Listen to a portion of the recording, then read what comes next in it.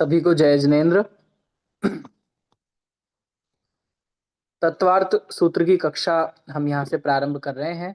आप सभी लोग अपना वीडियो ऑन कर लें और मंगलाचरण यहाँ से हम प्रारंभ करते हैं। सबसे पहले नमोकार मंत्र पढ़ेंगे, फिर इसके बाद हम तत्वार्थ सूत्र जी का जो मंगलाचरण है वो पढ़ेंगे। तत्वार्थ सूत्र के बारे में चलो बाद में बात करेंगे, पहले मंगलाचरण हम करते हैं। नमो अरिहंताणं नमो सिद्धाणं नमो आयर्याणं नमो उवज्झायाणं नमो लोये सब्बसाहूणम् मोक्षमार्गस्य नेतारं भेत्तारं कर्म भूभृताम् ज्ञातारं विश्वतत्त्वानां वन्दे तद्गुणलब्धये।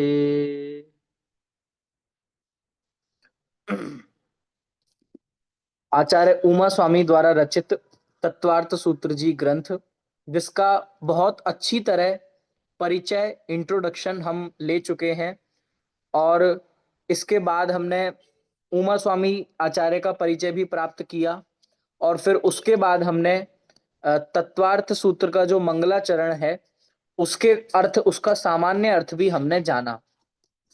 हम आगे बढ़े। सामान्य जो मंगलाचरण था उसकी जो लास्ट लाइन है उसको हमें फिर से थोड़ा सा एक बार और देखना है, उसको पूरा करके फिर हम आगे बढ़ेंगे। तो सबसे पहले मैं आप लोगों में से किसी से जान लेना चाहता हूं, जो हमने शुरू की 3 लाइंस का मीनिंग देखा था, बहुत जल्दी से आप 5 मिनट में ही रिपीट कर दीजिए। सबसे पहला जो हमने देखा, मोक्ष मार्गस्य नेतारम, इसका क्या अर्थ है और क्या भाव हमने इसका देखा था। आप में से कौन बताना चाहेगा? जितेंद्र जी गांधी, आप बताइए। हाँ, 1 मिनट में आपको अनम्यूट की परमिशन देता हूँ। हाँ, अब आप अपने आप को अनम्यूट कर सकते हैं। मोक्ष आवाज आ रही है? हाँ जी, हाँ जी। हाँ, मोक्ष मार्ग से नेतारम मतलब जो मोक्ष मार्ग को दिखाता है, मोक्ष मार्ग को लीड करता है, मतलब जो गाइड करता है कि यही मोक्ष मार्ग है। बिल्कुल, बहुत बढ़िया, बहुत सुंदर। तो इस वाले जो भगवान का गुण है, इससे हमें पता चलता है कि भगवान हितोपदेशी हैं। भगवान का हितोपदेशी पना बताने वाली ये पहला पद है। फिर इसके बाद दूसरी जो लाइन है, भेत्तारम कर्म भूभृताम। मैं आशा करता हूं आज आप सभी लोग कोई ना कोई तत्वार्थ सूत्र जी की पुस्तक, जहां सूत्र लिखे हों, वो लेकर बैठे हैं। भेत्तारम कर्म भूभृताम, इसका क्या अर्थ है, क्या भाव है? हाँ, बीना जी आप बताएंगे।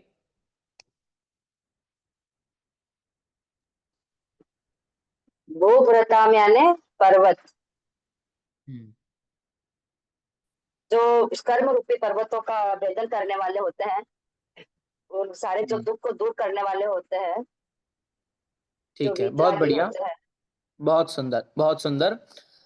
तो इस तरीके से मोक्ष मार्ग से नेतारम मतलब कि वे हितोपदेशी हैं, नेता हैं, हमें गाइड करने वाले हैं, हित का उपदेश देने वाले हैं। और फिर दूसरे नंबर पे भेत्तारम कर्म भूभृताम, इसका अर्थ है कि वो सारे कर्मों से रहित हो चुके हैं। देखो, असल में तो अरहंत भगवान, जिनको हम आप्त कह रहे हैं, वो अरहंत को कह रहे हैं, सिद्ध को नहीं कह रहे हैं। ध्यान देना, ये इंपॉर्टेंट बात है कि आप्त जो संज्ञा है वो सिद्ध भगवान को नहीं है। आप्त संज्ञा असल में अरहंत भगवान के लिए दी गई है। जो आचार्य समंत भद्रवी रत्नकरण श्रावकाचार्य में आप्त की स्तुति करते हैं या आप्त मीमांसा में लिखते हैं, वो अरहंत भगवान को आप्त कहते हैं। इसका कारण यह है कि आप्त का असली मीनिंग होता है प्रामाणिक वक्ता। तो वक्तृत्व जो होता है वो अरहंत तीर्थंकर परमात्मा में होता है, सिद्ध परमात्मा में नहीं। सिद्ध परमात्मा वीतरागी और सर्वज्ञ मुख्यतः कहे जाते हैं, क्योंकि उनके वचन नहीं होते हैं, वचन योग का नाश हो गया है, और कोई भी कर्म नाम कर्म या कोई भी कर्म ऐसे नहीं बचे हैं जिसके माध्यम से दिव्य ध्वनि हो, जिसके माध्यम से वचन हो। ठीक है, तो भेत्तारम कर्म भूभृताम का मतलब वो वीतरागी हो गए हैं। इस बात पे हमने बहुत अच्छे से विस्तार से चर्चा की थी कि वीतरागी भगवान ही क्यों, और कोई भगवान क्यों नहीं, अन्य रागी द्वेषी क्यों नहीं, वीतरागी ही सिर्फ क्यों। इस बात पे बहुत विस्तार से हम चर्चा कर चुके थे, तो इसको और मैं नहीं लंबा रहा हूं। तीसरा जो विशेषण था, ज्ञातारम विश्व तत्वानाम, कि वो आप्त जो है वो कैसे हैं। इसका मैंने पूरा लिंक भी आपको बताया था, आपको याद होगा, मैंने पूरा लिंक भी आपको बताया था कि मोक्ष मार्ग के नेता हमने उनको चुना। अब मोक्ष मार्ग के नेता जब चुना तो हमने उनकी किस क्वालिटी को देखते हुए ये डिसाइड किया कि ये ही मोक्ष मार्ग के नेता हैं। तो वो पहली क्वालिटी थी वीतरागता। ठीक है, और जब वीतरागी हैं, और दूसरा प्रश्न हमें जो था कि वो तभी तो लोगों को सच्चा मार्ग का उपदेश देंगे, एक तो वो खुद उस मार्ग पे चले हों, और दूसरा वो हर पक्ष को बहुत अच्छी तरह जानते हों। तो इन दोनों ही चीजों का समाधान ये था कि उनका उपदेश कभी किसी को दुख देने वाला या किसी के अहित करने वाला इसलिए नहीं हो सकता क्योंकि वो खुद वीतरागी हैं। वो किसी के अच्छे या किसी के बुरा करने के लिए उपदेश नहीं देते, जो सत्य और तथ्य है ऐसा उपदेश देते हैं। इसलिए पहली बात, और दूसरी बात कि वो सर्वज्ञ हैं, तीन लोक की तीन काल की सब बातों को एक साथ एक समय में जानते हैं। तो इसका भी प्रश्न खड़ा नहीं होता कि वे कुछ अन्यथा उपदेश देंगे। तो ज्ञातारम विश्व तत्वानाम का मतलब क्या है कि हे भगवान आप सर्वज्ञ हैं।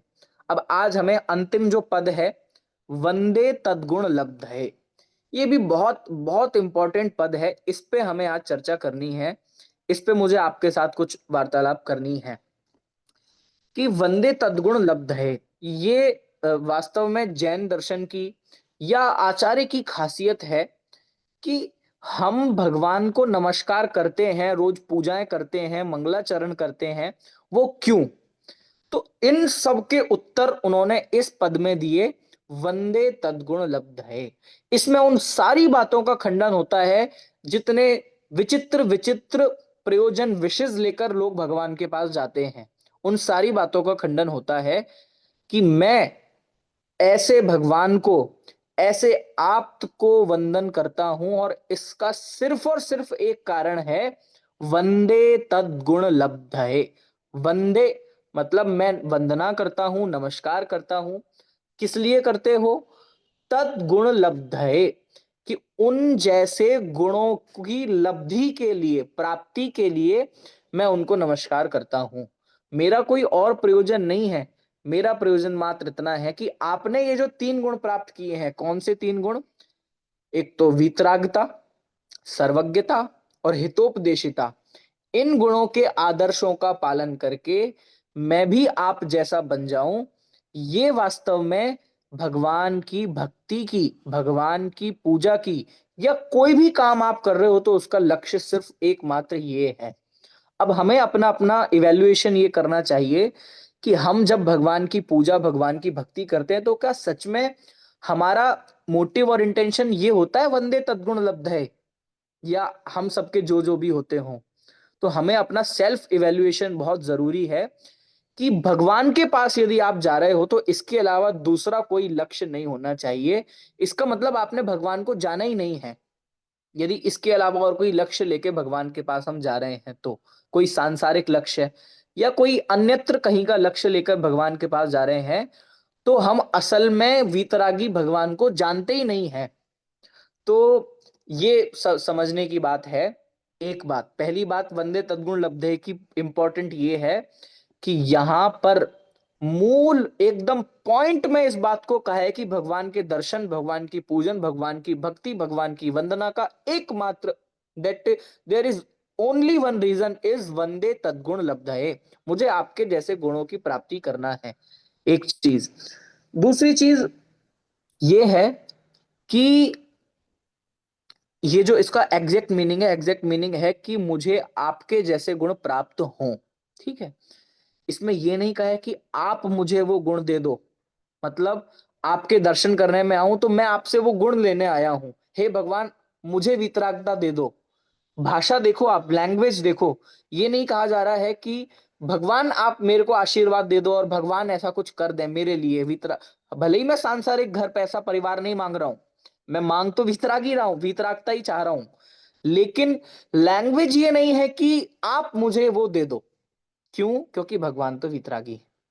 लैंग्वेज क्या है और असलियत क्या है कि मैं ये जो भक्ति कर रहा हूं, मैं आपको आइडियल बनाकर आपके गुणों को प्राप्त करना चाहता हूं।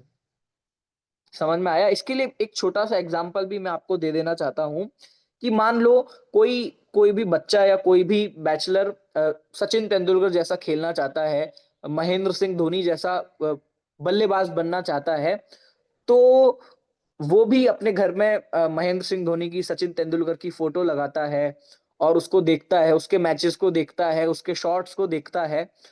तो क्या महेंद्र सिंह धोनी की फोटो लगाने से और उसमें बहुत श्रद्धा रखने से उसको क्रिकेट आ जाएगा क्या? या वो उनके जैसा बन जाएगा क्या?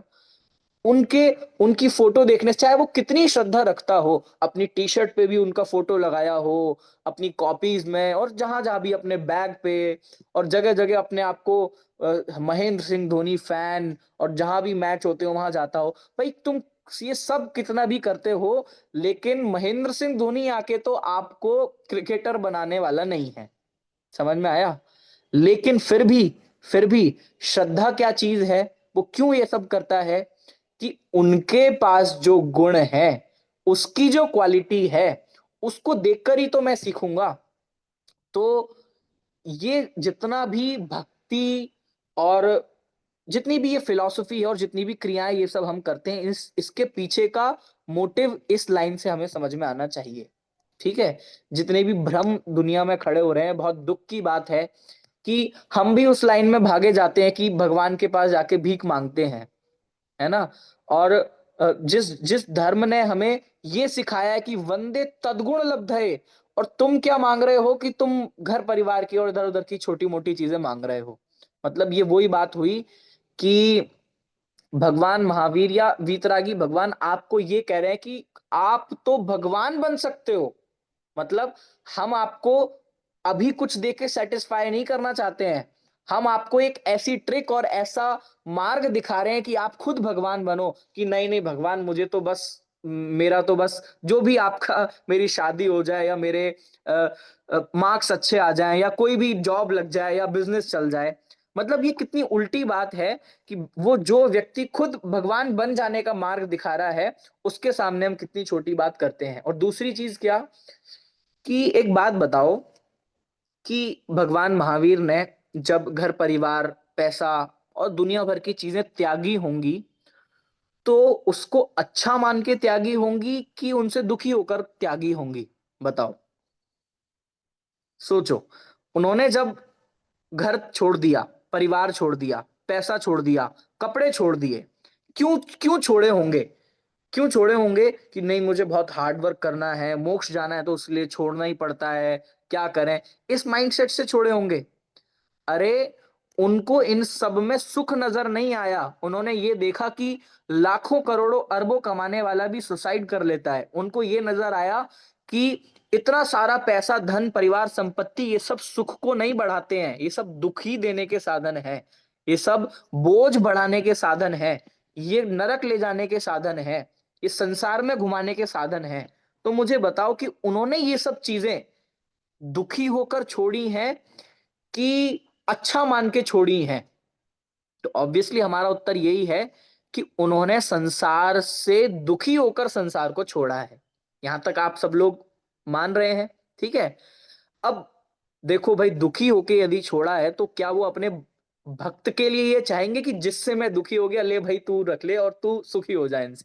मतलब क्या सोचने वाली बात है कि जिस व्यक्ति ने तिलतुष मात्र का त्याग कर दिया है, उसके पास हम जाते हैं कि हमें पैसा दे दो, उसके पास हम जाए कि हमारा घर परिवार सुख शांति समृद्ध बना रहे। मतलब ये कोई सेंस की बात नहीं लगती है। जिन महावीर ने संसार को छोड़ने का, त्याग का मार्ग दिखाया, उनसे हम संसार की और भीख मांगने की चीजें करें तो ये कोई आदर्श चीज नहीं है।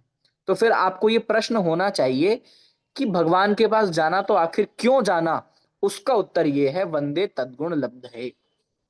समझ में आया?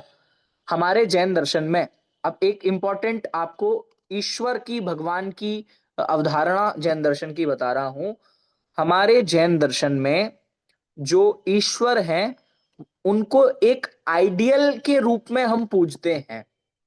हम उनको हमारे आका और हमारे बनाने वाले, मेरा पूरी जिंदगी चलाने वाले, इस रूप में नहीं पूजते हैं। और ये बहुत ही लॉजिकली और बहुत ही मतलब ग्राउंडेड ईश्वर की थ्योरी है।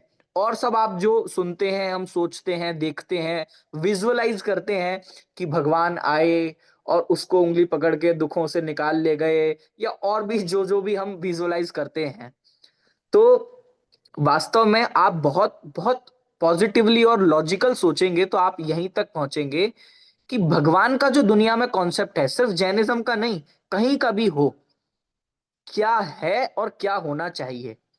तो भगवान का जो ओवरऑल कॉन्सेप्ट है वो सिर्फ इतना सा है, सिर्फ इतना सा है कि इंसान जाता है शांति के लिए। कहीं ना कहीं से इंसान परेशान है और शांति के लिए जाता है। अब जब भगवान महावीर वीतरागी हैं और वीतरागता उन्होंने अपनाई है इसलिए कि वो राग से दुखी थे, वो घर परिवार संपत्ति से दुखी थे, तो भाई आपको भी वो शांति का ही मार्ग बताएंगे ना। वो आपको क्यों दुखी होने के लिए संसार की प्रेरणा देंगे या संसार के साधन देंगे?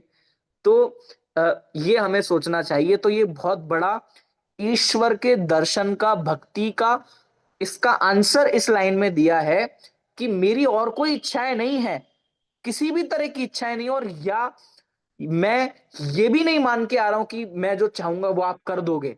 सिर्फ और सिर्फ बात इतनी है, वंदे तद्गुण लब्धये, मुझे और कुछ नहीं चाहिए, वंदे तद्गुण लब्धये। आपके जैसे गुणों की प्राप्ति करने के लिए मैं आपकी वंदना कर रहा हूं, आपका वंदन कर रहा हूं। ठीक है? तो आज के बाद या कभी भी हम भगवान के सामने, मुनिराज के सामने, महाराज के सामने या जिनवाणी के सामने वंदन करें तो भावना सिर्फ इतनी हो, वंदे तद्गुण लब्धये। ठीक है? एक चीज और इसमें चलते चलते बता दूं कि दो चीजें हैं, एक तो अरहंत भगवान के दर्शन करते हैं, एक दिगंबर संतों के दर्शन करते हैं। तो अरहंत भगवान तो ठीक वैसे ही जैसे एक क्रिकेटर बनने का इच्छार्थी अपने घर में सचिन तेंदुलकर की फोटो लगाए तो उसको वो पूजे और उसको, उसके वीडियोस देखे और उसको जैसे बनने का प्रयास करे, ये सेम वैसा है जैसे हम अरहंत भगवान के दर्शन करने जाते हैं मूर्ति के रूप में। ठीक है? लेकिन एक ऐसा व्यक्ति जो अरहंत तो नहीं है, मतलब पूरा परफेक्ट तो नहीं है, लेकिन मुझसे तो बहुत आगे है, मुझसे तो इसी लाइन में, इसी मार्ग में बहुत आगे है, ऐसा मेरा कोच या और भी कोई मेरे सीनियर्स क्रिकेट में, तो मैं उनको भी, उनकी भी इज्जत करूंगा, उनको भी पूछूंगा, उनसे भी सलाह करूंगा। सेम ऐसा कॉन्सेप्ट है भक्त का और दिगंबर संतों का, कि वो भगवान तो नहीं बने हैं लेकिन इसी मार्ग में मुझसे बहुत आगे हैं, तो मैं उनके पास भी गाइडेंस के लिए जाता हूं। किस गाइडेंस के लिए? वीतरागता के गाइडेंस के लिए, कि मुझे भी उन जैसा बनना है, क्योंकि आखिर प्रोसेस तो यही है, पहले मुनिराज बनेंगे फिर अरहंत बनेंगे।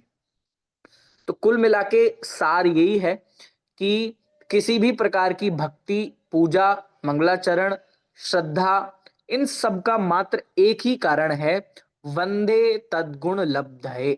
ये आचार्य उमा स्वामी ने एक लाइन में कितनी बड़ा, इतनी सारी गलत मिथ्या मिथ्या मान्यताओं का खंडन किया है, ये हमें सोचने जैसा है। तो हो सकता है कि उस समय पर भी ये बातें चलती हों कि भगवान के पास क्यों जाना, भगवान के पास जाके ये मिल जाएगा, भगवान के पास जाके ये हो जाएगा। तो भैया ये सब ऐसा कुछ नहीं है, भगवान के पास जाने का एकमात्र है कि वंदे तद्गुण लब्धये। ठीक है? तो इस तरह हमने इसका ये मीनिंग जाना। एक बार पढ़ लेते हैं और एक ही लाइन में मैं पूरा मीनिंग भी बोल देता हूं, फिर आज हमें अपने पहले सूत्र पर बढ़ना है। ठीक है? आई होप कि आप सबने कोई ना कोई ग्रंथ या कोई भी टेक्स्ट तत्वार्थ सूत्र जी का मैनेज कर लिया है, जिससे आपको पढ़ने में सरलता होगी। आपको सिर्फ सूत्र आपके सामने होना चाहिए, बाकी सब मैं आपको समझाऊंगा। ठीक है? चलिए, एक बार आप सबको इसका मीनिंग समझ में आ गया है, उन्हीं भावों के साथ और इस इंटेंशन के साथ, वंदे तद्गुण लब्धये के इंटेंशन के साथ एक बार हम इस मंगलाचरण को पढ़ते हैं, फिर आज सूत्र पे आगे बढ़ेंगे। मोक्ष मार्गस्य नेतारम भेत्तारम कर्म भूभृताम ज्ञातारम विश्व तत्वानाम वंदे तद्गुण लब्धये। चलिए, तो वंदे तद्गुण लब्ध है, हम भगवान के पास इस इच्छा के साथ, इस भावना के साथ गए कि वंदे तद्गुण लब्ध है, आपके जैसे गुण मुझे प्राप्त हों। अब प्रश्न ये है कि वो गुण प्राप्त होंगे कैसे, उन गुणों को प्राप्त करने का क्या मार्ग है। अब ये प्रश्न जब खड़ा हुआ तो इस प्रश्न का उत्तर दिया गया कि आपको यदि उन गुणों की प्राप्ति या पूर्ण सुख की प्राप्ति करनी है तो एकमात्र उपाय है मोक्ष। मोक्ष ही एक ऐसी अवस्था है जहां इंसान या जीव पूरी तरह सुखी है। तो प्रश्न सीधा सीधा ये गया होगा कि भगवान, ये मोक्ष जाने का क्या मार्ग है, वो पूर्ण सुख की, वो आपके गुणों की प्राप्ति कैसे होगी। तो इसके उत्तर में ये पहला सूत्र लिखा गया, सम्यक दर्शन ज्ञान चारित्राणि मोक्ष मार्ग। देखो, जो भी चीज संस्कृत या प्राकृत लैंग्वेज में आचार्यों ने लिखी है, हम भले ही एज इट इज उसका मीनिंग ना समझ पाए, लेकिन कम से कम उन्होंने जैसा लिखा है उतना शुद्ध बोलने की प्रैक्टिस हमें होना चाहिए। ठीक है, मैं बोल रहा हूं, आप बहुत ध्यान से सुनना और आप रिपीट करना। ठीक है, सम्यक दर्शन ज्ञान चारित्राणि मोक्ष मार्ग। बोलिए।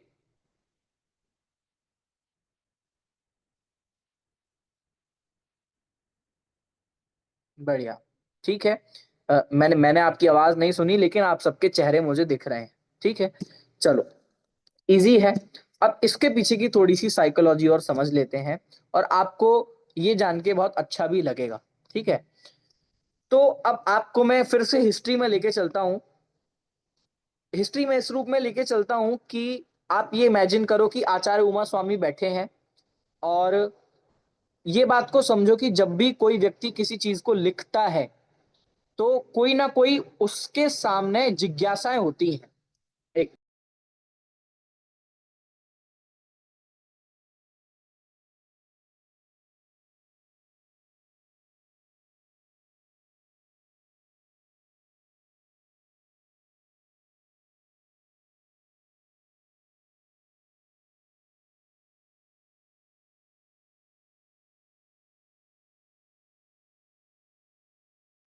हाँ, सॉरी, मैं ये कह रहा था कि जब भी कोई चीज कोई लिखता है तो कोई ना कोई सामने ऐसी चीज होती है कि जो पूछे कि भाई इसका क्या मतलब है, तो आचार्य ने लिख दिया इसका ये मतलब है। जैसे जैसे मैं आपको बताऊं कि जो लेखक होते हैं, लेखक, उनको असल में ये सिखाया जाता है कि आपकी लेखनी चलेगी कब, कि जब उसके श्रोता होंगे, उसकी ऑडियंस होगी, उसके पाठक होंगे, तभी तो वो लेखनी चलेगी। अब आप, मैं कोई ऐसी बात लिख दूं, कोई 2-4 हजार साल पुरानी प्रासंगिक बात लिख दूं, तो क्या मतलब है। आप ऐसा कुछ लिखो जो आज लोगों को इफेक्ट करे और उससे लोगों को लाभ हो।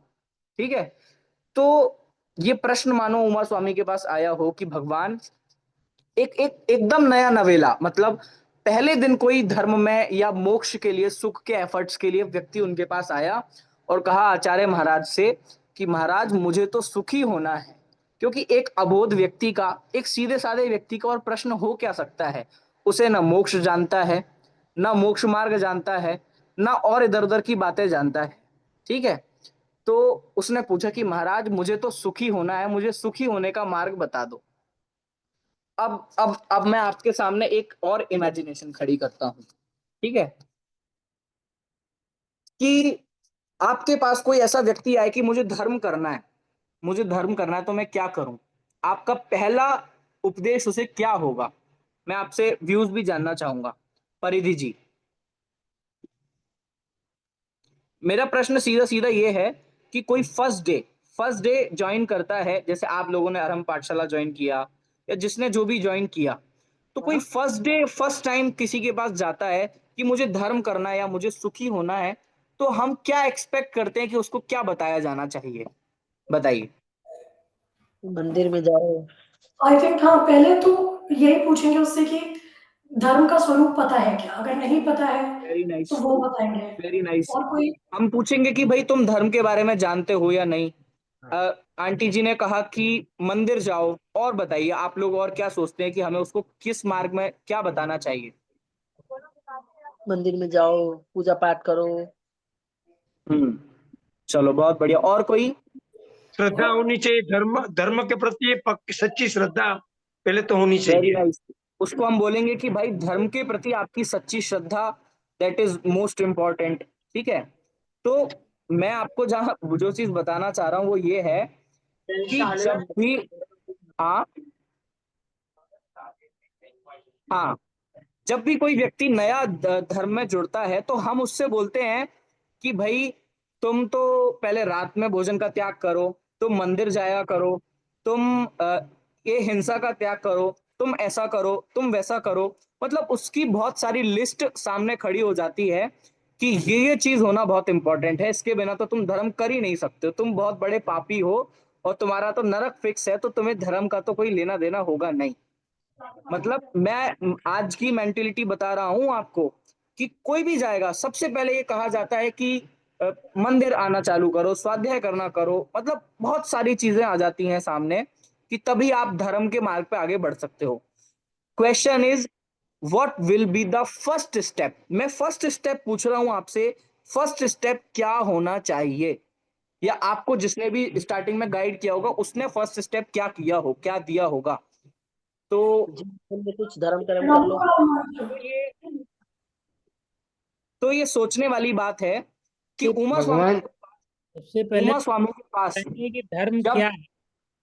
हाँ बोलो बोलो। सबसे पहले तो उसे ये बताएंगे कि धर्म है क्या, वो धर्म के मार्ग पे लगना चाहता है वेरी नाइस। सुनो, क्या है। उमा स्वामी के पास फर्स्ट टाइम बिल्कुल जीरो जीरो व्यक्ति उनके पास गया कि भगवान मुझे सुखी होना है, तो उन्होंने ये नहीं बोला कि कल से मंदिर जाना चालू करो, कल से पहले सबसे पहले तुम पाप का त्याग करो, सबसे पहले तुम रात्रि भोजन का त्याग करो, उसके बिना तो तुम धर्म नहीं कर सकते, सबसे पहले तुम मतलब बहुत जो बड़ी लिस्ट हम सब समझते हैं, ये सब करना चालू करो, तब तक तुम धर्म नहीं कर सकते। आप जरा इमेजिन करो, फर्स्ट टाइम फर्स्ट डे एकदम न्यूली फ्रेशर उनके पास आया और भगवान से कहा कि सुखी होना है, तो भगवान ने उत्तर दिया सम्यक दर्शन ज्ञान चारित्राणि मोक्ष मार्ग। आप सोच सकते हैं कि what should be the first step of धर्म। वो ये भी तो लिख सकते थे स्टार्टिंग में, उनके पास अभी और बड़ा स्कोप है, इतना मोटा ग्रंथ है और भी उनको बहुत सारे सूत्र लिखने हैं, करीब 450 सूत्र लिखने हैं। तो ये बहुत बाद में भी आ सकती थी ना बात। पहले चलो, तुम्हें तो नमोकार मंत्र नहीं पता, तुम्हें 5 परमेष्टि के नाम पता है क्या? तुम्हें नमोकार मंत्र याद है क्या? तुम्हें चित्तारी मंगल पाठ याद है क्या? अरे तुम्हें तीर्थंकरों के बारे में तो पता ही नहीं है, इसका मतलब आप कुछ कर ही नहीं सकते। आप सोच रहे हैं कि उमा स्वामी ने कितना सोच समझ के सूत्र को लिखा होगा। आप इसके अलावा जो भी आप फर्स्ट स्टेप समझते हैं धर्म का, वो सोच के देखना और अपनी लॉजिकल पावर दौड़ाना कि क्या सच में जब मैं पहले दिन धर्म में लगा था और किसी ने मुझे कहा कि सबसे पहले तुम्हें धर्म में लगने के लिए नमोकार मंत्र याद करना होगा, तो क्या नमोकार मंत्र याद करके मैं धर्म का फर्स्ट स्टेप चढ़ जाऊंगा क्या? जब मैं पहले दिन मुझे किसी ने कहा कि तुम भगवान महावीर के बारे में जानो, तो क्या भगवान महावीर के बारे में जान के मैं धर्म का फर्स्ट स्टेप चढ़ जाऊंगा क्या? तो सोचने वाली बात है। आज भी कंटेम्परी लेवल पे हमें सोचने वाली बात है। जब पहली बार हमारे पास कोई आए, पहली बार हमसे कोई सुनने आए कि मुझे सुखी होना है, तो उस सुखी होने का पहला स्टेप, पहली चीज, पहला उपदेश क्या होना चाहिए, वो उमा स्वामी आचार्य बता रहे हैं। आपको बात समझ में आ रही है मैं किस ओर आपको लेके जाना चाहता हूं और कितनी आश्चर्य की बात है ये, जिससे हम आज की डेट में कितना दूर चले गए हैं। अरे भैया, इस स्थिति पे हम पहुंच गए हैं कि जैन धर्म को जानने के 8-8 दिन के शिविर लग जाते हैं और 8वें दिन तक भी व्यक्ति को यह पता नहीं होता कि सम्यक दर्शन है क्या चीज। समझ रहे हो? और हम ये ब्रांड करते हैं कि हम जैन धर्म सिखाएंगे, हम जैन धर्म का ज्ञान देंगे, शिविर लगाएंगे, संस्था खोलेंगे, और पूरे की पूरे 8-8 10-10 दिन के शिविर बीत जाते हैं और ये पता नहीं होता कि सम्यक दर्शन है क्या चीज। और उमा स्वामी के पास पहली बार कोई गया, फर्स्ट वर्ड, पहली लाइन, पहला वाक्य, ये जो मोक्ष मार्ग से नेतारम वाला मंगलाचरण है, ये उमा स्वामी का नहीं है। उमा स्वामी ने जो पहली लाइन लिखी है वो यही है, सम्यक दर्शन ज्ञान चारित्राणी मोक्ष मार्ग का। भगवान सुखी होना है, मैं ना मंदिर जाता हूं, ना मेरा अभी पापों का त्याग है, मैं रात्रि भोजन भी करता हूं, मैं अभक्ष भक्षण करता हूं, सब एकदम पानी में है, नाव एकदम डूबने वाली है, डूबी हुई है, मैं क्या करूं? तो भगवान का, आचार्य भगवान को उपदेश आया, भैया सम्यक दर्शन ज्ञान चारित्राणी मोक्ष मार्ग। ठीक है, तो इससे जो पहली बात हमने सीखी कि this is the first step of धर्म।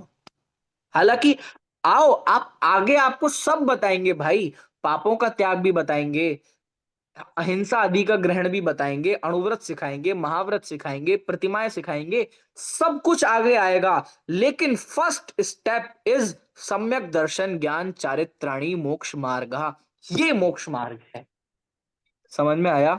तो ये क्लियर कट आचार्य हमें हिंट दे रहे हैं कि पहला स्टेप इज सम्यक दर्शन, ज्ञान सम्यक चारित्र। ज्ञान और सम्यक चारित्र। ठीक है, तो इस सूत्र का सीधा सीधा मीनिंग क्या हुआ कि मोक्ष मार्ग क्या है? मोक्ष मार्ग तो थोड़ा कठिन वर्ड हो गया, चलो मोक्ष मार्ग छोड़ो, आप कहो कि भैया सुखी होने का मार्ग क्या है? सुखी होने का मार्ग है, सम्यक देयर आर दर्शन। There are only one step. क्या? सम्यक दर्शन, सम्यक ज्ञान, सम्यक चारित्र। अब आपको क्वेश्चन होना चाहिए कि मैंने बोला सिर्फ वन स्टेप है, तो मैंने 3 नाम क्यों गिनाए? क्या क्वेश्चन होना चाहिए कि मैंने कहा कि मोक्ष मार्ग का सिर्फ एक ही स्टेप है, फिर मैंने 3 नाम क्यों बोले? यहां आचार्य ने 3 नाम क्यों लिखे? इसका भी उत्तर सुन लेते हैं कि ओरिजिनल में ऐसा नहीं होता, ऐसा नहीं होता कि पहले मैंने सम्यक दर्शन कर लिया, फिर मैं 2-4 साल और एफर्ट्स करता हूं तो मुझे सम्यक ज्ञान हो जाएगा, और थोड़े ज्यादा एफर्ट्स करूंगा तो मुझे सम्यक चारित्र हो जाएगा। ऐसा नहीं होता। अ, आचार्यों ने जो इस सूत्र की टीकाएं लिखी हैं, वहां पर आचार्यों ने बताया कि ये तीनों एक साथ होते हैं, अलग अलग नहीं होते हैं। मान लो किसी ने सम्यक दर्शन ले लिया, ऐसा नहीं होता है कि सम्यक दर्शन तो ले लिया, सम्यक चारित्र थोड़े दिन बाद लूंगा, सम्यक ज्ञान थोड़े दिन बाद होगा, ऐसा नहीं होता है। फिर कैसा होता है? टोडरमल जी साहब ने भी बहुत सुंदर इसके समाधान मोक्ष मार्ग प्रकाशक में किए हैं कि सम्यक दर्शन के पूर्व, सम्यक दर्शन के पूर्व जो कुछ भी ज्ञान है, जो कुछ भी ज्ञान है, चाहे हजारों शास्त्रों का ज्ञान हो, वो सब मिथ्या ज्ञान कहलाता है। और सम्यक दर्शन होते ही जो सारा ज्ञान था वो सब सम्यक ज्ञान कहलाने लग जाता है। सीधी सी बात है, सम्यक दर्शन के पूर्व का सारा ज्ञान मिथ्या ज्ञान, और सम्यक दर्शन के बाद का सारा ज्ञान सम्यक ज्ञान। और सेम ऐसा ही चारित्र के साथ भी लगाना है। ध्यान देना, चारित्र पूर्ण नहीं हो जाता, ज्ञान पूर्ण नहीं हो जाता, पूर्ण निर्मल नहीं हो जाता, फिर क्या होता है कि जो होता है वो सम्यक हो जाता है। ये पॉइंट समझने जैसा है।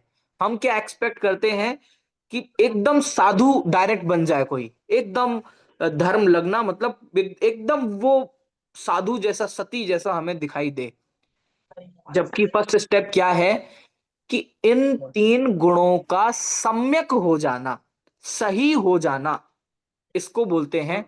हाँ हाँ जी बोलिए। सम, सम्यक का मीनिंग क्या हुआ? एग्जैक्ट मीनिंग सम्यक, आपने कहा सम्यक हो जाना। हाँ बिल्कुल, सम्यक का मीनिंग क्या हुआ इसको समझ लेते हैं। ठीक है, सम्यक का मीनिंग कोई बहुत ज्यादा हार्ड नहीं है, सीधी सीधी सी बात इतनी है कि जैसी वस्तु स्थिति है उसका उसी रूप में श्रद्धान हो जाना, उस ही रूप में जैसा है उसको जानना, श्रद्धान करना और आचरण करना, दैट इज सम्यक। बहुत कोई कठिन बात नहीं है, बस इतनी सी सम्यक है कि ओरिजिनलिटी जैसी है, उसी का श्रद्धान हो जाना, उसी का ज्ञान हो जाना और उसी मार्ग पे चल पड़ना, ये सम्यक है। बस इतनी सी बात है। अब मैं आपको थोड़ा ये भी बता देना चाहता हूं कि ऐसा क्यों आचार्य ने कहा कि मंदिर जाने की भी पहले आपको उपदेश नहीं दिया, अभक्ष सेवन के त्याग का उपदेश भी नहीं दिया, सबसे पहले सम्यक दर्शन का और ज्ञान चारित्र का उपदेश क्यों दिया? इसका रीजन क्या हो सकता है? जब पहले मैं इस पे व्यक्ति दिमाग सोच हाँ, जब मैं इस पे सोचता हूं और आचार्यों के पास फिर से प्रश्न करता हूं कि महाराज, इस सम्यक दर्शन को और सुखी होने का मार्ग क्या होना चाहिए, तो शायद तिलोय पंडिती में आचार्य ने एक बहुत सुंदर गाथा लिखी है कि सम्यक दर्शन ही पहले क्यों, सम्यक दर्शन ही पहले क्यों। इसका उत्तर है कि एक बात बताओ, मैं अभी दिल्ली में हूं, ठीक है, और मुझे इधर साउथ साइड मुंबई साइड जाना है, ठीक है, और लेकिन मैं ऊपर की साइड जम्मू कश्मीर की साइड बहुत तेज हवाई जहाज से जाऊं, तो बताओ कितनी दिनों में मुंबई पहुंच जाऊंगा? हाँ, सोचने वाली बात है कि आपको जाना तो इधर है साउथ में, लेकिन आप ऊपर जा रहे हो, ये कोई सॉल्यूशन तो है नहीं। अब चाहे आप हवाई जहाज से चले जाओ, चाहे आप और किसी महंगे साधन से चले जाओ, किसी भी तरह के फास्ट ट्रांसपोर्टेशन से चले जाओ, मुंबई तो आप पहुंच सकते नहीं हो। अरे कैसी बात कर रहे हो, हमने लाखों रुपए खर्च करके बहुत अपना प्राइवेट जेट किया और दुनिया भर की चीजें की, कैसे नहीं पहुंच सकते? तो हमारा उत्तर होगा कि भाई, ये मैटर नहीं करता कि आप कैसे जा रहे हो, ये मैटर करता है कि आपकी दिशा सही है या नहीं। समझ में आ रहा है कि आप मत जाओ हवाई जहाज से, आप मत जाओ महंगे साधनों से, आप तो पैदल जाओ, कोई दिक्कत नहीं है, आप तो पैदल जाओ, लेकिन सही दिशा में तो जाओ। समझ में आ रही है बात? सेम यही बात है कि सम्यक दर्शन के बिना किए जाने वाला ज्ञान, सम्यक दर्शन के बिना किए जाने वाले सारे काम वैसे हैं जैसे हम उल्टी विपरीत दिशा में जा रहे हैं, सम्यक दर्शन के एफर्ट्स बिना। अब सुनो, जैसे इधर साइड है जम्मू कश्मीर और इधर साइड है मुंबई, ठीक है, अब मैं इधर बहुत स्पीड से जाता जा रहा हूं और जाते जाते मैंने कुछ नहीं किया, मुझे किसी ने बताया कि भैया इधर मुंबई नहीं है, इधर तो जम्मू कश्मीर है और मुंबई इस साइड है। तो मैंने क्या किया, अपनी जाते जाते बस खड़ा ही था और खड़े खड़े में ऐसे हो गया। सुनना, कुछ नहीं किया, अभी चला भी नहीं, उसी उसी डायरेक्शन में जाते जाते जब मुझे ये पता चला कि जाना इस साइड है, तो मैं वहीं खड़े खड़े, मेरा फेस जम्मू कश्मीर की साइड था और मैं इधर ऐसे आके खड़ा हो गया। अब बोलो, ऐसे जाने पर हवाई जहाज से मैं सही मार्ग पे जा रहा था कि सिर्फ इधर देखने मात्र से मैं सही मार्ग पे आ गया? हाँ, समझ में आ रही है आपको पॉइंट की बात? मैं आपको डिफाइन कर रहा हूं कि ये सम्यक्त्व क्या चीज है। समझ में आया? अरे भाई, आप पहले सही सही रास्ता देख लो, फिर धीरे धीरे आप जैसे मर्जी जाते जाना।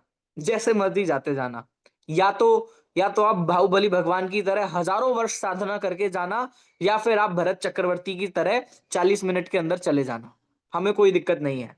आप चाहे प्राइवेट जेट से जाना, चाहे आप पैदल पद यात्री बन के चले जाना, हमें कोई दिक्कत नहीं है। हमसे तो बस आप इतना जान लो कि ये दिशा नहीं है, दिशा ये है, बस। और किसी ने हमें ये बताया कि दिशा ये नहीं है, तो बस मैं इस ऐसे से ऐसे हो गया। इसका नाम है सम्यक दर्शन, इसको कहते हैं सम्यक दर्शन। अब देखो कमाल की बात, अब उदाहरण पे ही लगा रहे हैं हम तो। अब ऐसे जाते जाते मुझे ट्रांसपोर्टेशन का और देश दुनिया का घूमने का, मुंबई का, दिल्ली का, जम्मू कश्मीर का जो भी ज्ञान था, ऐसे मुड़ते ही वो सब ज्ञान सम्यक हो गया कि हाँ, अब तुम्हें पता है कि मुंबई क्या है, अब तुम्हें पता है कि जाना कहाँ है, अब तुम्हें सब पता है।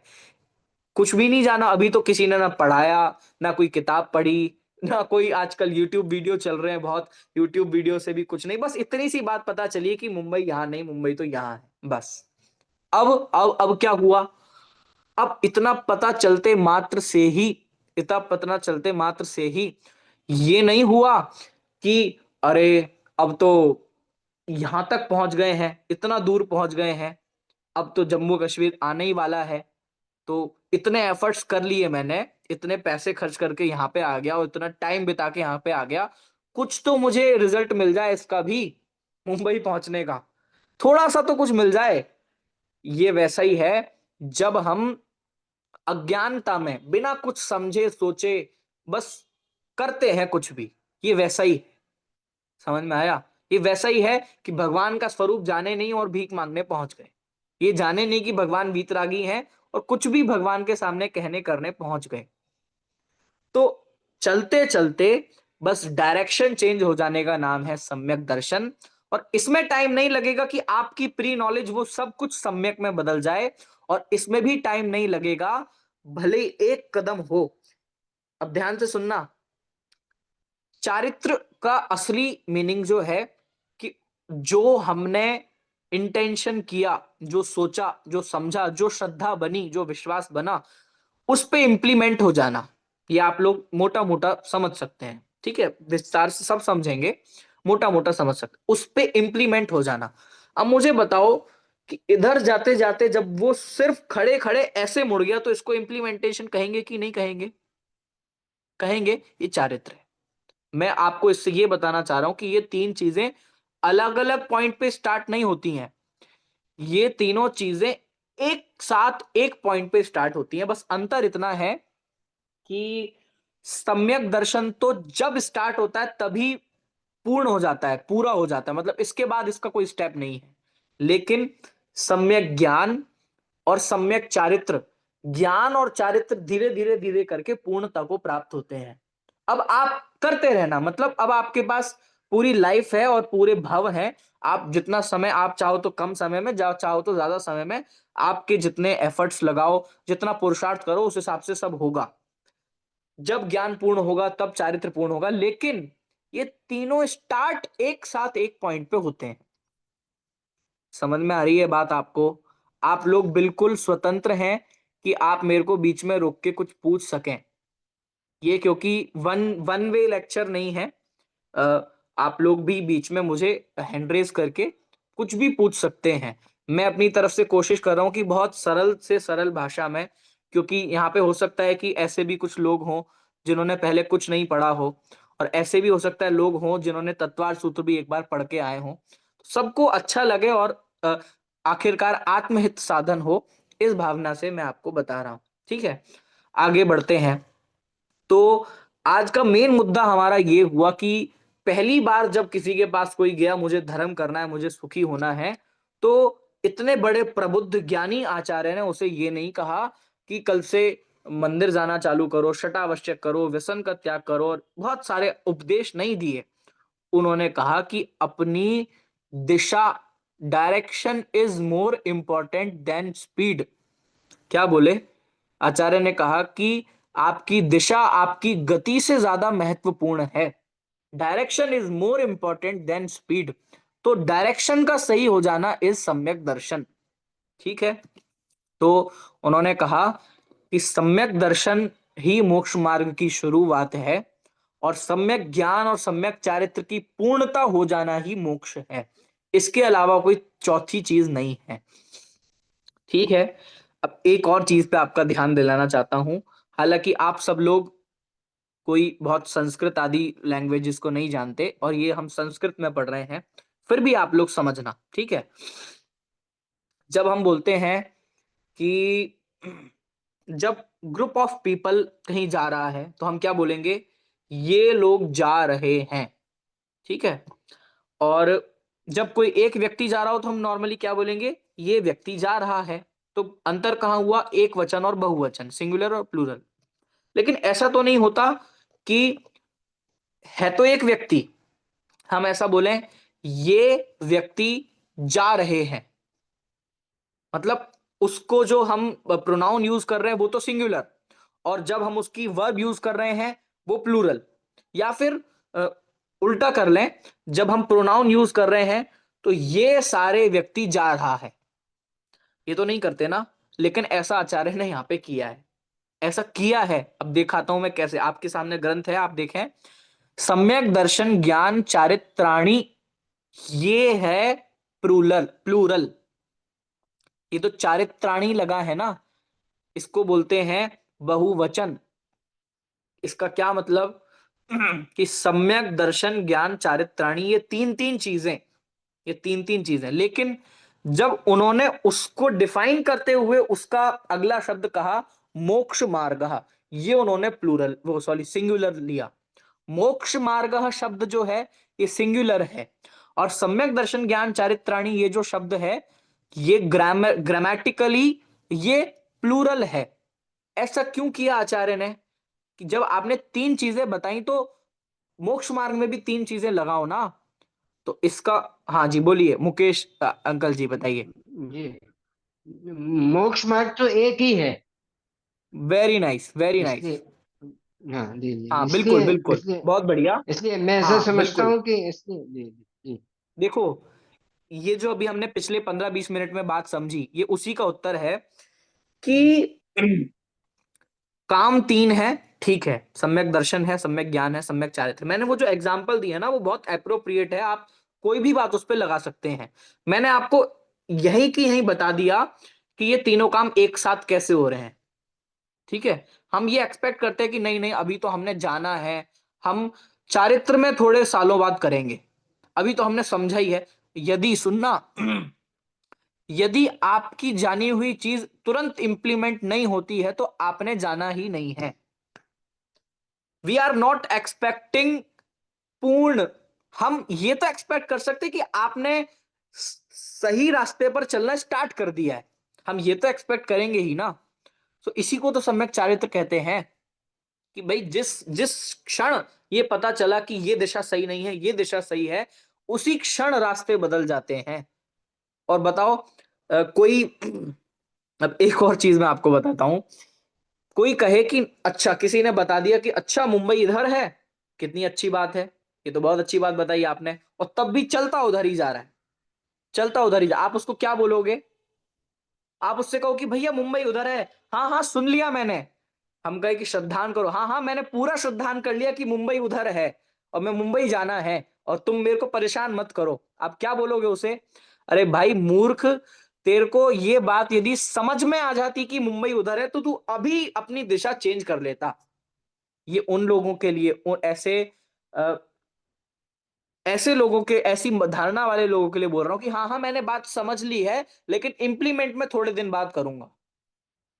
समझ में आ रहा है कि हाँ हाँ मैं, मेरे को समझ में आ गया कि इसमें हिंसा है, इसमें पाप है, ये ऐसा है, लेकिन सोचूंगा मैं बाद में। अरे इसका मतलब आपको अभी विश्वास नहीं हुआ है, जिसको हम श्रद्धा दर्शन कह के बोल रहे हैं। समझ में आया? मैं इनको इंडिविजुअल इसलिए अभी नहीं समझा रहा हूं क्योंकि आगे सब कुछ आने वाला है, सम्यक दर्शन भी, क्योंकि ये जो पूरा तत्वार सूत्र है इसमें सम्यक दर्शन, सम्यक ज्ञान और सम्यक चारित्र, यही इसका कोर्स है, इसमें यही चीजें लास्ट तक ये सब बताने वाले हैं। ठीक है, तो ये भी आपको पॉइंट समझ में आना चाहिए कि सम्यक दर्शन का मोक्ष मार्ग की पहली सीढ़ी, मोक्ष मार्ग की पहली सीढ़ी दौलत राम जी ने छैडाला ग्रंथ में सम्यक दर्शन को कहा है। तो इसके पीछे उनका क्या मोटिव रहा होगा ये हम लोगों को जानने जैसा है। ठीक है, तो अभी तक आप हम लोग कहाँ पहुंचे हैं कि जब भी कोई व्यक्ति धर्म में जुड़ना चाहे और धर्म की शुरुआत करना चाहे तो उसका पहला स्टेप क्या होना चाहिए? सम्यक दर्शन, सम्यक ज्ञान और सम्यक चारित्र। और असल में जैसा हमने देखा कि ये तीन काम नहीं है, काम तो एक ही है। एक सॉल्यूशन दूसरा हमें जो इस सूत्र से मिला है कि काम तीन नहीं है, काम एक ही है।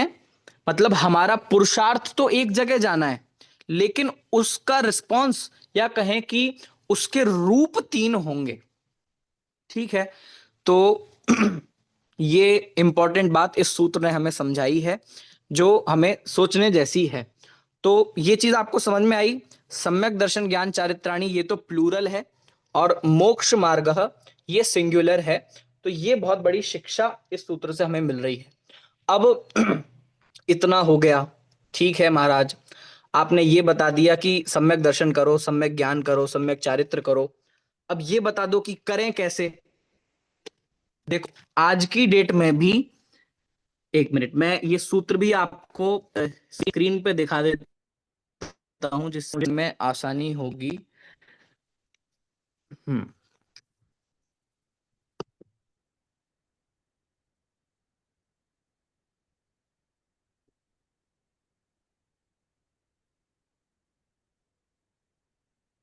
चलिए, आपको इस सूत्र दिख रहा है? हमें अभी सिर्फ सूत्र पे ध्यान देना है। तो रोटेट कीजिए। देखिए, हाँ सॉरी, एक मिनट। हाँ, रोटेट करना पड़ेगा। हम्म हम्म हम्म।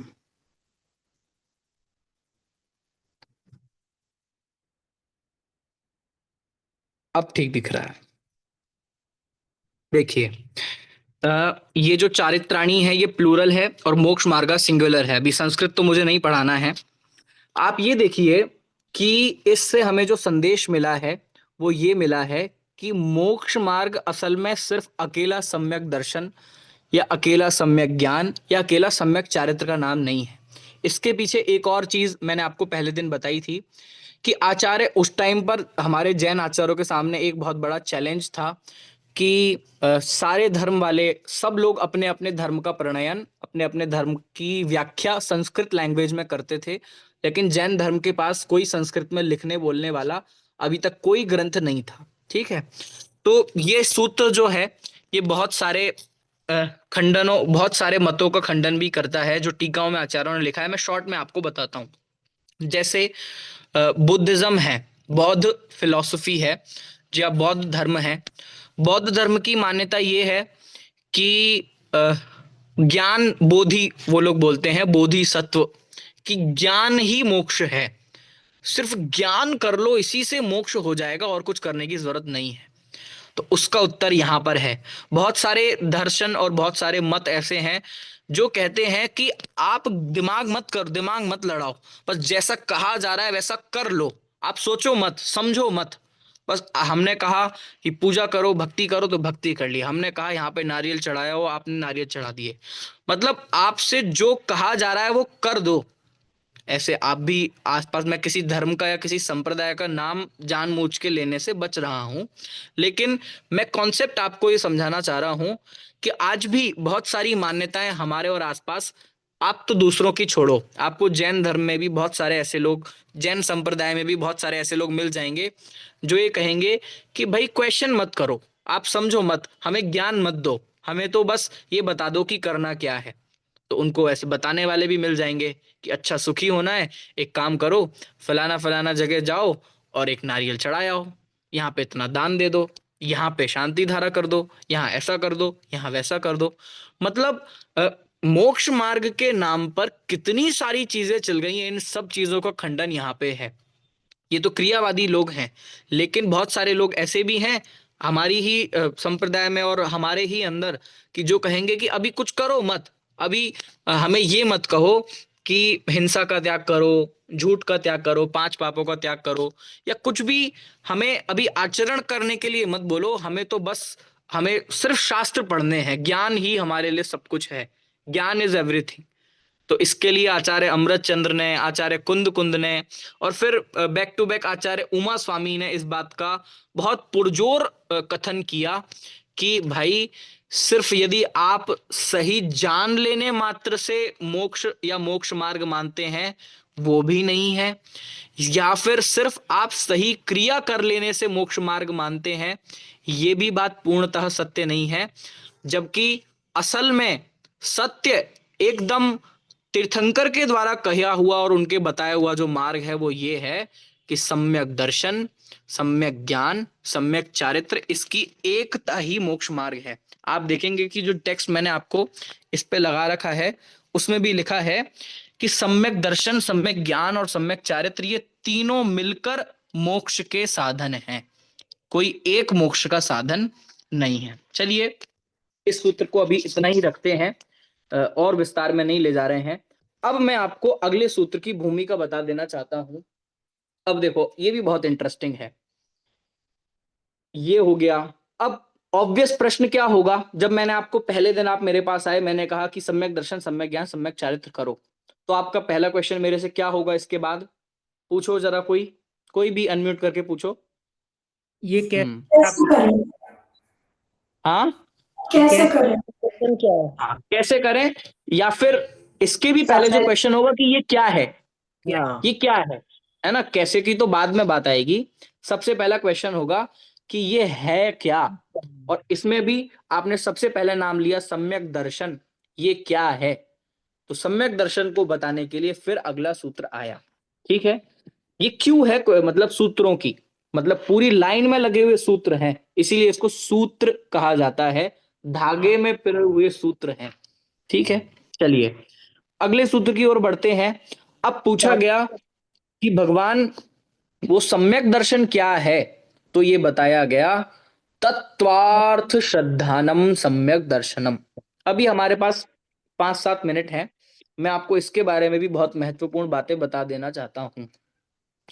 वैसे तो आज की डेट में ये दुर्लभ है कि कोई पूछे कि मुझे मोक्ष का मार्ग बता दो। आज की डेट में ये बहुत बहुत ही रेयर है कि कोई ये कहे कि मुझे सुखी होने का मार्ग मिल जाए, असली शांति का मार्ग मिल जाए। कदाचित कदाचित मेरे को कोई ऐसा गुरु मैंने ढूंढ लिया, या मेरे को इच्छा हुई कि मुझे सुखी होने का मोक्ष मार्ग कोई बता दे, तो बहुत दुख के साथ कहना पड़ रहा है कि इतनी सारी चीजें चल पड़ी हैं। कोई कहता है कि ये करो तो सुख मिलेगा, कोई कहता है ये करो तो सुख मिलेगा, सब चीजें चल पड़ी हैं। इसके बाद लाखों करोड़ों में से, असंख्यात गुरुओं और जीवों में से एक कहीं मिलता है कि असली सुख और असली मार्ग सम्यक दर्शन ज्ञान चारित्र का है। कोई एक बताने वाला मिलता है करोड़ों में कि सम्यक दर्शन असल में मोक्ष मार्ग है। ये भी मिल गया, लेकिन इसके बाद जब सम्यक दर्शन की व्याख्या करने के लिए आती है, तो सम्यक दर्शन की व्याख्या के नाम पे इतनी चीजें चल गई हैं, इतनी चीजें चल गई हैं। सम्यक दर्शन में पता नहीं क्या क्या चीजों को हम लोग गिनने लगे हैं। अच्छा, सम्यक दर्शन करना है तो एक काम करो, कल से सबसे पहले आप इन इन गुरु के पास या इन इन मंदिर में, इस तीर्थ स्थान पे जाना चालू करो, या सम्यक दर्शन करना है इस ग्रंथ को पढ़ना चालू करो। मतलब सम्यक दर्शन की प्रोसेस भी बहुत बट गई है, बहुत बट गई है। तो इसी के लिए क्लियर कट एकदम उपदेश आचार्य, ये हम मूल बातें क्यों पढ़ते हैं, आपको इसकी बहुत महानता और बहुत महिमा आनी चाहिए कि 2000 साल पुरानी बात जो आचार्य ने लिखी थी, वो as it is clear cut direct Sanskrit से मैं आपको इसलिए बता रहा हूं, जिससे आज के बाद तो कम से कम कोई इधर उधर का चलता फिरता इंसान, कोई भी इधर उधर का कोई बुक या कोई शास्त्र आपको भटकाए नहीं कि ऐसा कर लो और ऐसा कर लो और ऐसा कर लो। डायरेक्ट, और आप चाहो, आप जिस संप्रदाय से बिलोंग करते हो, आप श्वेतांबर संप्रदाय भाइयों का कोई ग्रंथ लेके आए, वहां पे भी ये सूत्र लिखा मिलेगा। आप किसी भी कैसा भी कोई भी संप्रदाय से बिलोंग करते हैं, आप उस संप्रदाय की बुक लेकर बैठे और वहां से दृढ़ता से इस बात को पढ़ें कि तत्वार्थ श्रद्धानम सम्यक दर्शनम, कि सम्यक दर्शन क्या है। कोई टोने टोटके कर लेने का नाम सम्यक दर्शन नहीं है, कोई बाहर में कुछ दिखावे का नाम सम्यक दर्शन नहीं है, या और सम्यक दर्शन के लिए ये सब एफर्ट्स नहीं चाहिए। सम्यक दर्शन का मतलब है तत्वार्थ श्रद्धानम। आपको मेरी बात समझ में आ रही है? तत्वों पे श्रद्धा करना। इसको हम अगली क्लास में समझेंगे कि असल में तत्वार्थ श्रद्धानम का क्या मतलब है, तत्व क्या है, अर्थ क्या है, श्रद्धान क्या है, और इस सब को बहुत डिटेल में मैं अगली क्लास में आपको समझाऊंगा।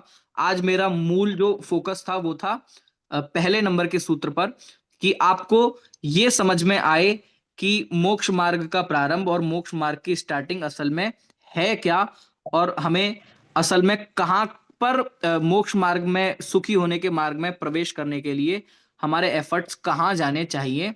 आज का मेन फोकस मेरा ये था। और आज यदि आपको ये बात समझ में आई है, तो आज के बाद तो हमें ये भ्रमित होने की जरूरत नहीं है कि मेरे को सुखी होना है तो मैं क्या करूं। तो सीधा सीधा 2000 साल पुराने आचार्य की बात मैं आपको पढ़ा रहा हूं, और इसके बाद अगली क्लास में मैं आपको ये भी बताऊंगा कि यही एज इट इज बात आचार्य कुंद कुंद ने कहाँ लिखी है, सेम सेम बात एज इट इज। आखिर उमा स्वामी के गुरु कौन थे? आचार्य कुंद कुंद। तो आचार्य कुंद कुंद ने एक्चुअली बहुत फैला हुआ चीजें लिखी, मतलब उन्होंने बहुत भावुक प्रकृति के एक तरह से आचार्य हैं आचार्य कुंद कुंद, और उन्होंने बहुत अलग अलग चीजें और समय समय पर लिखी, लेकिन उन सबको बांधकर एक कोर्स बनाकर आचार्य उमा स्वामी ने एक बिल्कुल सेट कर दिया। तो ये बहुत अच्छी चीज है।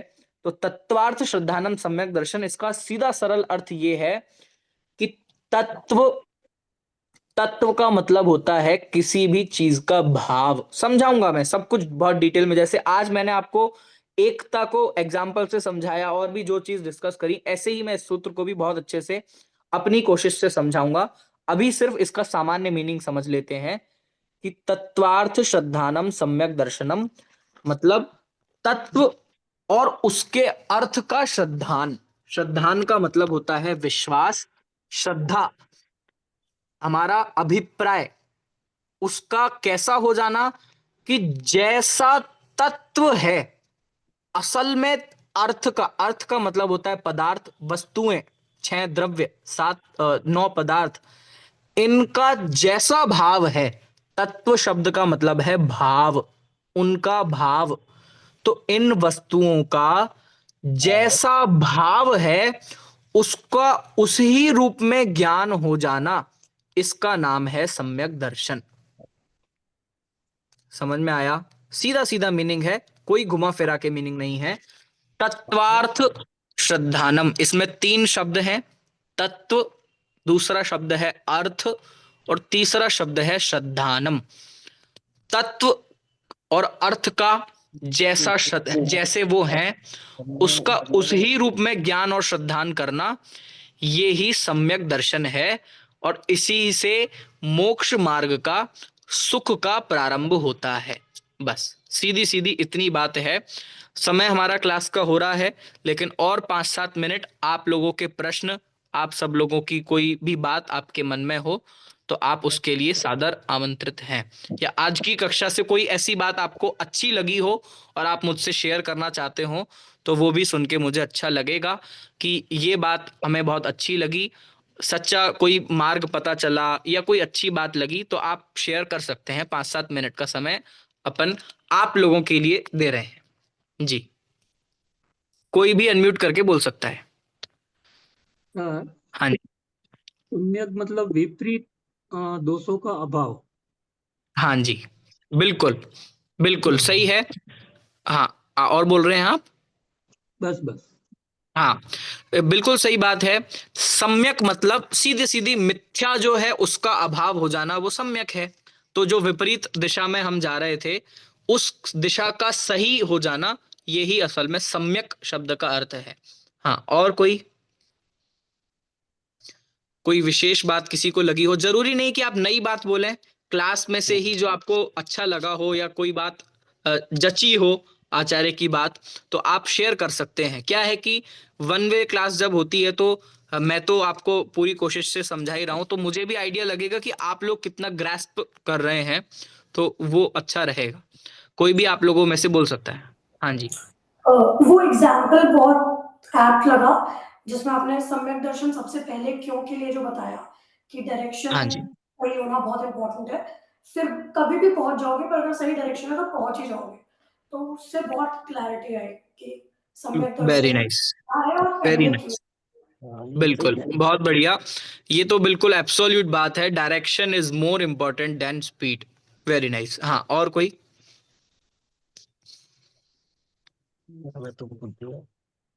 जी,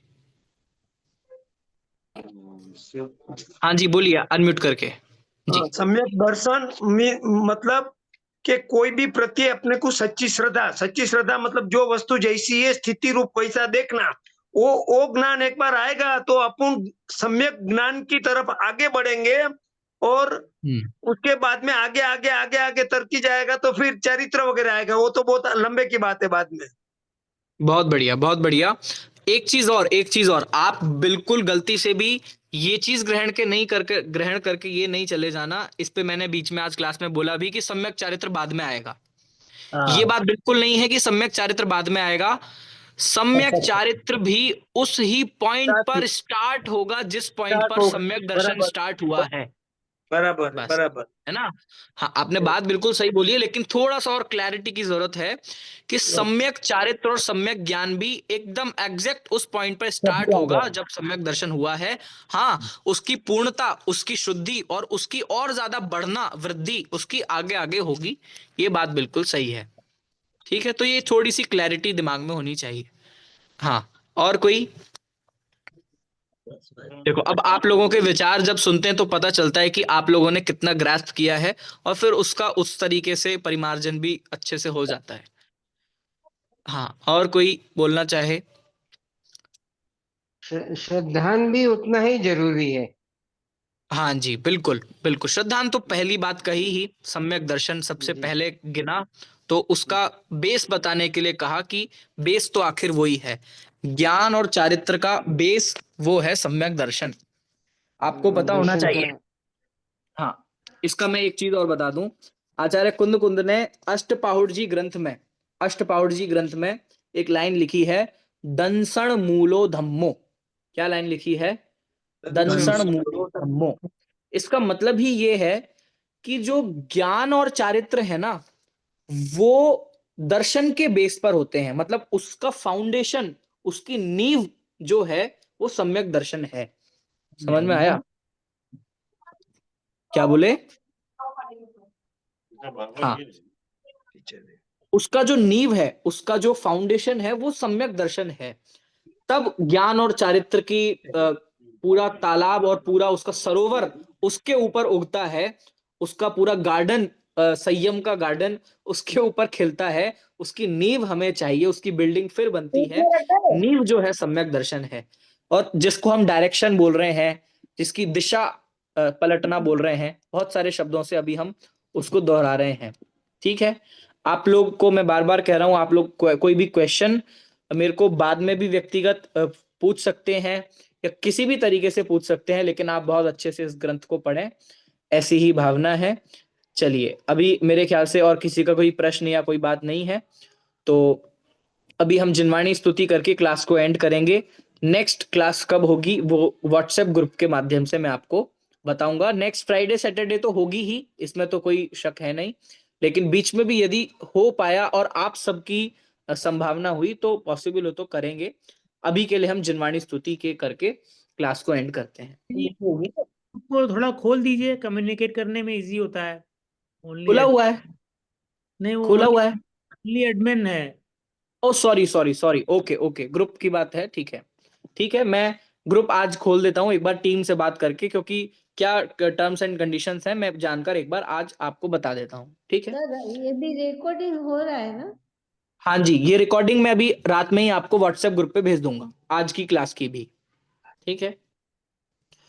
निज निधि निज में बताई, यह अनंत उपकार है, उसके लिए जिन वाणी माँ को वंदना शत बार है। बोलिए जिनवाणी माता की जय हो, महान जैन धर्म की जय हो। आप सभी को सादर जय जिनेंद्र। जय जिनेंद्र। जय जिनेंद्र।